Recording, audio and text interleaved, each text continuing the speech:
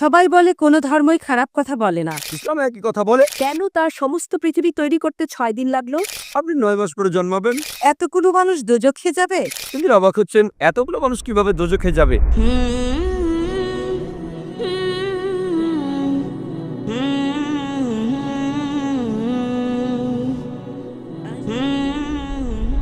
সবাই বলে কোনো ধর্মই খারাপ কথা বলে না, কিন্তু মুসলিমরা কেন অন্য ধর্মের লোকদের ইসলাম গ্রহণ করতে বলে? বোন, আপনি বললেন সব ধর্মে ভালো সব কথা থাকে, কিন্তু মুসলিমরা আমাকে ইসলাম গ্রহণ করতে বলে কেন?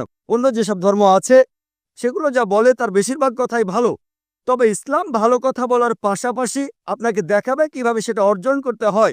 আমি উদাহরণ দিয়েছি, সব ধর্মই বলে চুরি করো না, ইসলাম একই কথা বলে, তবে ইসলাম দেখিয়ে দেয় কিভাবে সেই অবস্থানে যাবেন যেখানে কেউ চুরি করে না।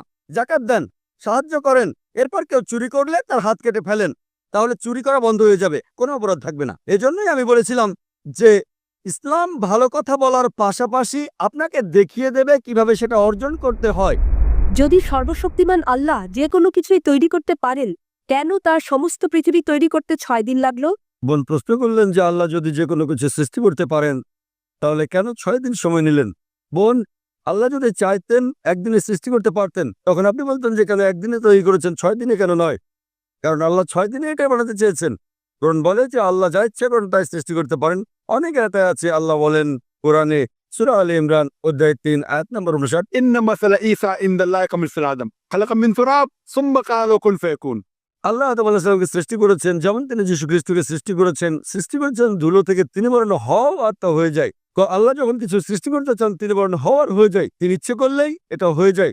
আল্লাহ যদি ইচ্ছে করেন আপনি 9 মাস পরে জন্মাবেন, তাহলে আপনি 9 মাস পরে জন্ম নেবেন। আল্লাহ যদি চান 1 সেকেন্ডে, তাহলে মাত্র 1 সেকেন্ডেই। তো আল্লাহ চাইলেন যে তিনি কোনো কিছু 6 দিনে সৃষ্টি করবেন, তাই তিনি করলেন।